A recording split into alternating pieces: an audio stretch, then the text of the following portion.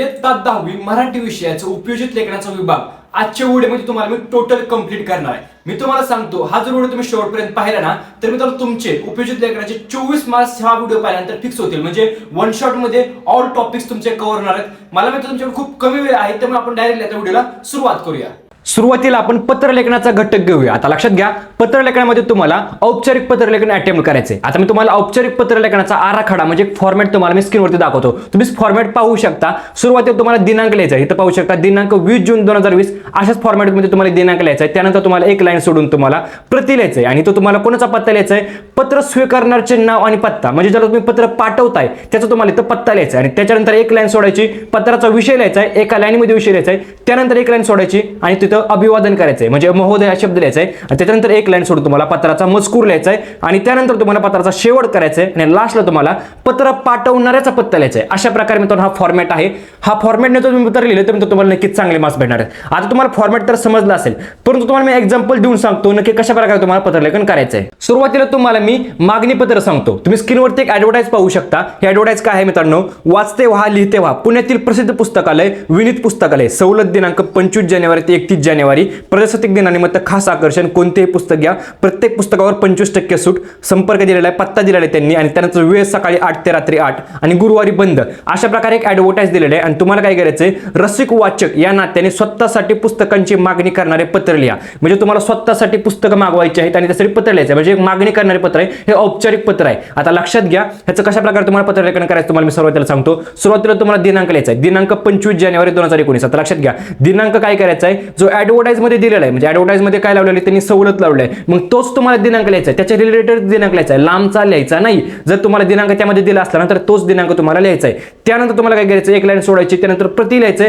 Comma द्यायचा आहे आणि त्यानंतर तुम्हाला माननीय व्यवस्थापक विनीत पुस्तकालय आप्पा बळवंत चौक पुणे हा जो पत्ता आहे तो तुम्हाला कुठून लिहायचा आहे, त्या ऍडव्हर्टाइज मधूनच तुम्हाला हा पत्ता लिहायचा आहे। हा ऍडव्हर्टाइज मध्ये जर पत्ता दिला असेल तर तुम्हाला आहे असा पत्ता लिहायचा आहे आणि त्यानंतर तुम्हाला काय करायचंय, एक ओळ सोडायची आहे, एक लाईन सोडायची आणि त्यानंतर तुम्हाला विषय लिहायचा आहे। विषय पाहू शकता, पुस्तकांची मागणी करण्याबाबत, एका लाईन मध्ये छोट्याशा एका वाक्यामध्ये तुम्हाला विषय लिहायचा आहे आणि त्यानंतर तुम्हाला अजून एक लाईन सोडायची आणि महोदय लिहायचे, महोदय लिहून कॉमा द्यायचा आहे आणि तुम्हाला मित्रांनो पत्राचा मजकूर लिहायला सुरुवात करायची। मजकूर तुम्ही पाहू शकता, मजकूर व्यवस्थित लिहिलेला आहे आणि त्यानंतर सर्वात महत्त्वाचं म्हणजे मागणी पत्रामध्ये तुम्हाला एक टेबल काढायचा असतो, म्हणजे तुम्हाला काय मागवायचं आहे आणि त्यांचे किती नग वगैरे मागवायचे आहेत ते तुम्हाला लिहायचं। आता पुस्तकं असतील तर नगची जास्त काही गरज नाही, पण तुम्ही ते खेळांचं साहित्य किंवा रोपं वगैरे मागवत असता तर तुम्हाला नग लिहायचे। आता पुस्तकांमध्ये काय असतं मित्रांनो, पुस्तकाचं नाव आणि त्यानंतर मित्रांनो त्या लेखकाचं नाव, अशा प्रकारे तुम्हाला लिहायचं। तुम्ही पाहू शकता इथं कसं लिहिलेलं आहे, पुस्तकांची यादी खालील प्रमाणे आहे, ऐसी प्रेम से रसिके लेखक मोहन आपटे, मुसाफिर लेखक अच्युत गोडबोले, पानिपत लेखक विश्वास पाटील आणि अशा प्रकारे तुम्हाला एक टेबल बनवलेलं आहे आणि त्यानंतर तुम्हाला काय करायचं आहे, पत्राचा शेवट करायचा आहे। पत्राचा शेवट कशा प्रकारे करायचा आहे, काळा वेळ लिहायचा आहे आणि त्यानंतर तुम्हाला तुमचा पत्ता लिहायचा आहे, आपला नम्र किंवा आपला विश्वासू, आपला कृपाभिलाषी अशा प्रकारे लिहायचं आहे। त्यानंतर तुमचं नाव लिहायचं आहे आणि तुमचा जो पत्ता आहे तो लिहायचा आहे आणि लास्टला तुम्हाला मित्रांनो ईमेल आयडी लिहायला विसरायचं नाही। अशा प्रकारे मित्रांनो तुम्हाला मागणी पत्र लिहायचं आहे। आता मित्रांनो हे झालं मागणी पत्र। आता तुम्हाला मी विनंती पत्र कशा प्रकारे लिहायचं ते तुम्हाला मी सांगतो। आता मित्रांनो तुम्हाला मी ऍडव्हर्टाइज दाखवतो, सुवर्ण संधी अक्षर पुस्तकालय राजापेठ अमरावती आयोजित मराठी भाषा संवर्धन 15 अंतर्गत सुलेखन कार्यशाळा, स्थळ दिलेलं आहे, वेळ दिलेला आहे, दिनांक दिलेला आहे आणि तुम्हाला काय करायचंय, शाळेतील वर्ग 10वीच्या विद्यार्थ्यांना सहभागी करून घेण्यासाठी कार्यशाळा आयोजकांना विनंती करणारे पत्र लिहा। म्हणजे जे कार्यशाळा आयोजक आहेत त्यांना विनंती करणारे पत्र लिहायचंय। तुम्हाला काय करायचं मित्रांनो, सुरुवातीला दिनांक लिहायचा आहे, दिनांक लिहिल्यानंतर तुम्हाला एक लाईन सोडायची, प्रति लिहायचंय, त्यानंतर माननीय व्यवस्थापक सुलेखन कार्यशाळा हा जो पत्ता आहे तो मित्रांनो ऍडव्हर्टाइज मधलाच आहे, त्यामुळे तुम्हाला जास्त काही टेन्शन घ्यायचं नाही, आहे असा पत्ता लिहायचा आहे। त्यानंतर तुम्हाला एक लाईन सोडायची आणि विषय पहा तुम्ही काय लिहिलंय, मराठा भाषा संवर्धन 15 अंतर्गत होणाऱ्या सुलेखन कार्यशाळेत प्रवेश मिळण्याबाबत, म्हणजे आपण विनंती करतोय तर अशा प्रकारे तुम्हाला विषय लिहायचा आहे।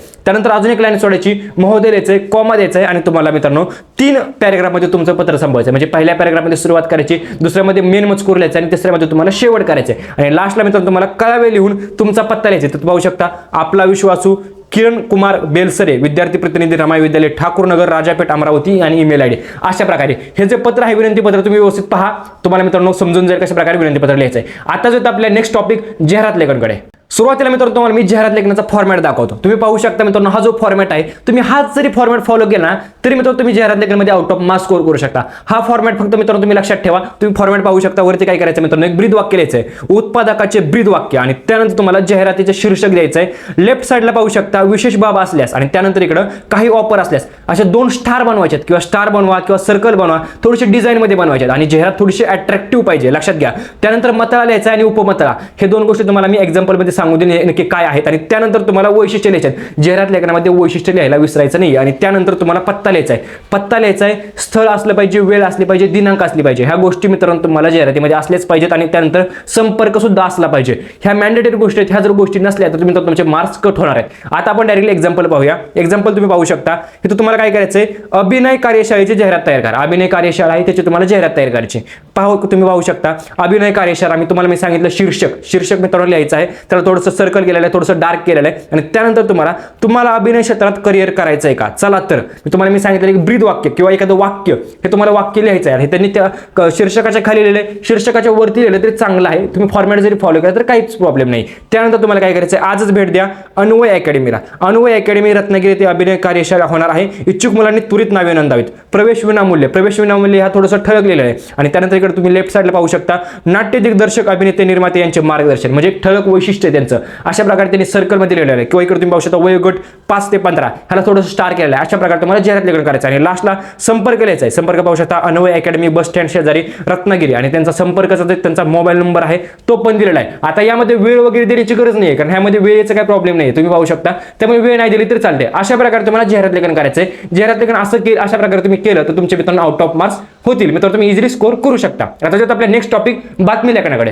बातमी लेखनाचा पहिल्यांदा मित्रांनो तुम्हाला मी फॉर्मॅट दाखवतो. तुम्ही पाहू शकता बातमी लेखनामध्ये तुम्हाला पहिल्यांदा बातमीचं शीर्षक लिहायचं आहे, त्यानंतर तुम्हाला वृत्ताचा स्रोत आणि त्यानंतर स्थळ व दिनांक, वृत्ताचा शिरोभाग, सविस्तर वृत्त आणि वृत्ताचा समारोप, म्हणजे 3 पॅराग्राफमध्ये बातमी लिहायची. सुरुवात करायची, त्यामध्ये त्याचा सविस्तर त्याची माहिती द्यायची दुसऱ्या पॅराग्राफमध्ये, आणि शेवटी तुम्हाला समारोप म्हणजे शेवट करायचा आहे. आता लक्षात घ्या, तुम्हाला फॉर्मॅट दाखवला, तुम्हाला एक्झाम्पल दाखवतो जेणेकरून तुम्हाला डिटेलमध्ये समजेल की कशा प्रकारे बातमी लेखन करायचं आहे. आपला मित्रांनो प्रश्न आहे, खालील विषयावर बातमी तयार करा. सर्वोदय विद्या मंदिर राजूर या विद्यालयात क्रीडा महोत्सव संपन्न झाला. ह्यावर तुम्हाला बातमी लेखन करायचं आहे. चला आता बातमी पाहूया. त्यामध्ये तुम्ही पहिल्यांदा सुरुवातीला पाहू शकता, तिथं तुम्हाला शीर्षक लिहिलं आहे सर्वोदय विद्यालयात क्रीडा महोत्सव संपन्न. त्याच्या खाली तुम्हाला काय करायचं आहे, स्थळ लिहायचं आहे राजूर, त्यानंतर दिनांक लिहायचा आहे, दिनांक 15 डिसेंबर, त्यानंतर त्याच्या पुढे लिहायचं आहे आमच्या वार्ताहराकडून. अशा प्रकारे तुम्हाला बातमीची सुरुवात करायची. आणि लक्षात ठेवा, बातमी ही मित्रांनो तुम्हाला भूतकाळात लिहायची आणि तुमची बातमीची जी भाषा असेल ती सोपी असली पाहिजे. आणि तुम्हाला मी सांगितलं 3 पॅराग्राफमध्ये सुरुवात तुम्हाला करायची आणि त्यानंतर तुम्हाला मध्ये तुम्हाला थोडीशी डिटेलमध्ये माहिती द्यायची आणि त्यानंतर शेवट करायचं आहे. अशा प्रकारे 3 पॅराग्राफमध्ये तुम्हाला बातमी लेखन करायचं आहे. तुम्ही व्यवस्थित वाचू शकता, याचा स्क्रीनशॉट सुद्धा घेऊ शकता, तुम्हाला मी स्क्रीनवरती दाखवत आहे. अशा प्रकारे तुम्हाला बातमी लेखन करायचं आहे. ह्याचा फॉर्मॅट तुम्ही पाहिलेला आहे, ह्याचं एक्झाम्पल तुम्ही पाहतात, ह्याचा स्क्रीनशॉट मारा आणि कशा प्रकारे बातमी लेखन म्हणजे काय त्याची भाषा वापरलेली आहे तुम्ही वाचू शकता, व्यवस्थित वाचू शकता. स्क्रीनशॉट घ्या आणि तुम्ही निवांत वाचा. आता त्यानंतर आपल्या कथा लेखनाच्या टॉपिककडे.